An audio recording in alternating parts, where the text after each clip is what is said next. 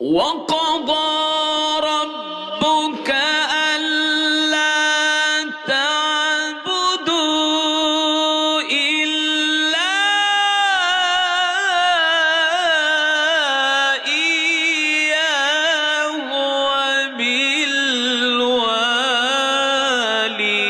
وبالوالدين إحسانا